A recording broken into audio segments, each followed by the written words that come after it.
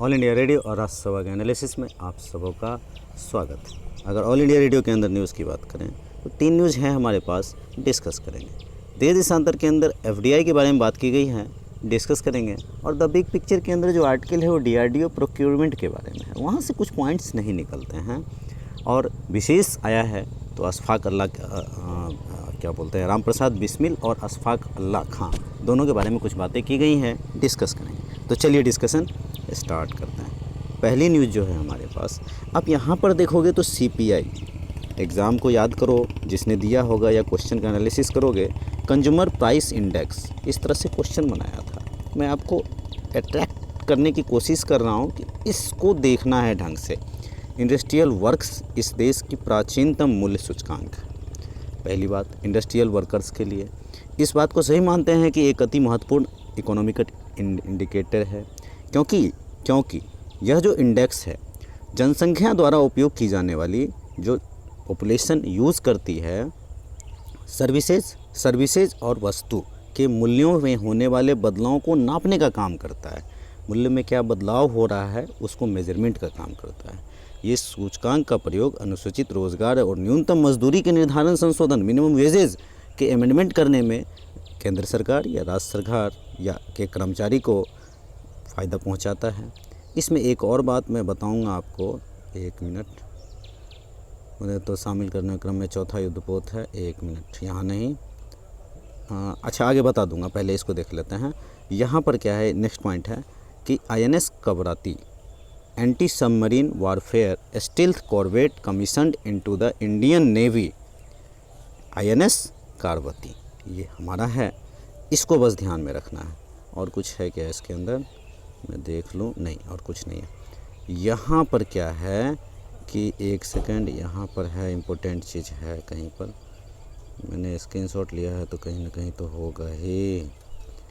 1 second, final DRDO develop organisation, हाँ नहीं, यहाँ पे दूसरा पॉइंट है कि यहाँ पर क्या है कि इंडिया जो है हमारा, ये डीआरडीओ ने डेवलप किया है नाग एंटी टैंक गाइडेड मिसाइल, इसको ध्यान रखना है आपको। बस चलते हैं नेक्स्ट पॉइंट पे, जो ढूंढ रहा था वो यहाँ पर दिया हुआ है। देखो, labour minister Santosh Gangwar today released a new series of consumer price index, CPI. एक नया लेबर मिनिस्टर किया है गंगवार ने, और कहा है इंडेक्स इंडस्ट्रियल वर्कर्स के लिए with 2016 base year, 2016 base year लिया गया है, बहुत इंपॉर्टेंट फैक्ट। और next, the CPI is used primarily measuring dearness allowance payable, ये कॉमन बातें हैं तो ये नॉर्मल है। यहाँ पर मेन है कि he said earlier base year of the CPI was 2001 था, और अभी क्या है 2016। तो ये सीपीआई का इंडेक्स का जो बेस ईयर है 2016, आपको ध्यान में रखना है। चलते हैं नेक्स्ट आर्टिकल पे। अमर शहीद अशफाक उल्लाह खां, इनके बारे में बात की गई है। बचपन में इनका पढ़ाई मन नहीं लगता था, तैराक, घुड़सवारी, निशानेबाजी में ज़्यादा रुचि थी, लिखते बहुत अच्छा थे ये राम प्रसाद बिस्मिल जो है 1922 में मातृदेवी का एक सक्रिय सदस्य बनते हैं, और उत्तर प्रदेश के शाहजहाँ में इनका जन्म होता है।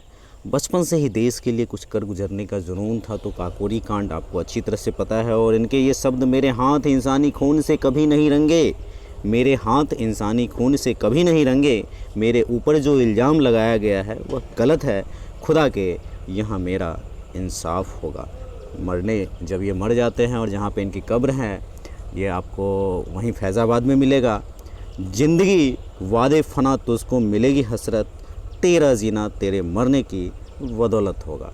अब ऐसी शब्दों को एग्ज़ाम में तो कहीं यूज़ नहीं किया जा सकता है, लेकिन आप जब कहीं आप आईएएस जब बन जाओगे तो कहीं जाओगे तो ऐसे शब्दों को 15 अगस्त वगैरह के ऊपर आप यूज़ कर सकते हो। हर नॉलेज कहीं ना कहीं काम आती है। 9 अगस्त 1925 को काकोरी कांड हुआ था। देश के कई हिस्सों में बड़े स्तर पर गिरफ्तारियाँ हुई। हालांकि इसमें 10 लोग थे, लेकिन 40 आदमियों को गिरफ़्तार किया गया। अशफाक उल्लाह खां को गिरफ़्तार कर फैज़ाबाद जेल भेज दिया गया। अशफाक उल्लाह खां काकोरी कांड के मुख्य साजिशकर्ता के आरोपी थे। मुकदमा करीब 10 महीने तक लखनऊ की अदालत रिंग थिएटर में चला। 1927 में मुकदमे में फैसला हुआ और राम प्रसाद बिस्मिल, राजेंद्र नाथ लाहेरी, ठाकुर रोशन सिंह, अशफाकुल्ला खां, ठाकुर रोशन सिंह, अशफाकुल्ला खां, सचिनानंद सान्याल, कालापानी, मल्लम माथ को 14 साल की सज़ा हुई। योगेश चंद्र चटर्जी, मुकुंदी लाल, गोविंद चरणकर और राजकुमार सिंह, राजकुमार खत्री को 10 साल की सज़ा हुई। विष्णु शरण दुबे, सुरेश, इतना तो डीप में यूपीएससी नहीं जाएगा। भूपेंद्र नाथ राम दुलारे त्रिवेदी प्रमोशन का इतना नहीं, 5-5 साल की, इतना जानने की ज़रूरत नहीं है। तो इस तरह से ये घटना होती है।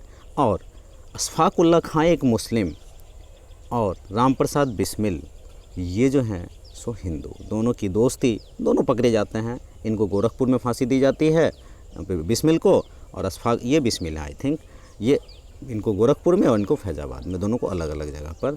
तो दोनों के विचार बहुत मिलते थे और इनके कुछ शब्द, कुछ आरजू नहीं है। आरजू तो ये है, रख दे कोई जरा सी खाके वतन कफन में, हमें ना पैदा करना तो है नहीं, अगर हमें नाम पैदा करना तो है नहीं। असल में ये शब्द मैं बताऊं क्यों लिखा था इन्होंने, ये लिखते बहुत अच्छा थे तो कभी छप पाते नहीं थे इनको, तो इनको नाम नहीं चाहिए था। तो हमें नाम पैदा करना तो है नहीं, अगर नाम पैदा करना होता तो क्रांतिकारी काम छोड़ लीडर ना करता। ऐसे शब्द थे इनको, देश प्रेम से ओतप्रोत। हालांकि आजकल हमारे ब्यूरोक्रेसी में भी पता नहीं बहुत कम लोग दिखते हैं, हालांकि ऐसा नहीं है कि उनके नहीं है, लेकिन और संख्या बढ़ाने की ज़रूरत है। रिक्रूटमेंट अच्छी तरह से हो। जमी दुश्मन जमा दुश्मन जो अपने थे पराए हैं, सुनोगे दास्ता क्या तुम मेरे हाले परेशान की, बुज़दिलों को सदा मौत से डरते देखा, गो की 100 बार रोज़ ही उन्हें मरते देखा, मौत से वीर को हमने नहीं डरते देखा, तख्ताए मौत पे भी खेल ही करते देखा। वो गुलशन जो कभी आबाद था, गुजरे ज़माने में साखे खुश्क हूँ, हाँ उसे उजरे गुलस्तियाँ की। मौत एक बार जब आना है तो डरना क्या है, अब हम इसे समझा क्या लिए मरना क्या है। वतन हमारा रहे सादकम और आबाद हमारा क्या है, अगर हम रहे ना रहे। इस तरह से बहुत सारी बातें करते हैं। और एक संचार चौरी चौरा के बाद जो है सो इन लोगों का 21 के बाद ये घटना घटती है। तो इस तरह से हमने एक बैकग्राउंड देखा। थोड़ा चलते हैं नेक्स्ट आर्टिकल पे। एफडीआई के बारे में बात की गई है। ये एफडीआई 16% से बहुत ज़्यादा बढ़ा है। नई अच्छी बात है। कोविड सिचुएशन है, चाइना के साथ हमारा फाइटिंग चल रहा है, कहीं ना कहीं बॉर्डर पे होता ही रहता है। और चाइना से बहुत सारे कंपनी हमारे भारत की तरफ या और भी कहीं शिफ्ट हो रही है। डिजिटल सेक्टर हो चाहे फार्मा सेक्टर हो, तो वो इक्विटी के रूप में सबसे ज़्यादा आता है एफडीआई। अगर इक्विटी के रूप में आया है तो ऐसा नहीं है कि कोई नई कंपनी आई है, ये पुरानी कंपनी ही है। पुरानी कंपनी है इन द सेंस कि पुरानी कंपनी ही अपने इक्विटी के हिसाब से, क्योंकि नई कंपनी का बहुत कम आता है। तो इकोनॉमिक में ये एक बड़ा योगदान है। अगर एफडीआई इस तरह से बढ़ता है तो इकोनॉमी के ड्राइवर के रूप में काम करता है। जाहिर सी बात है गवर्नमेंट की या तो कुछ नीतियाँ स्पष्ट होंगी या ट्रांसपेरेंसी आया होगा। हम ग्लोबल विलेज की बात करते हैं, तो ग्लोबल विलेज की जो बात करते हैं तो वो कैसे होगा, कॉस्ट इफ़ेक्टिव होगा। जो टेक्नोलॉजी को बढ़ाने की बात करते हैं, according to situation we have to change our technology, तो ये सब के कारण भी एफडीआई बढ़ाए। ये 4-5 पॉइंट आप यूज़ कर सकते हो। तो आज के डिस्कशन में इतना ही था। Thank you.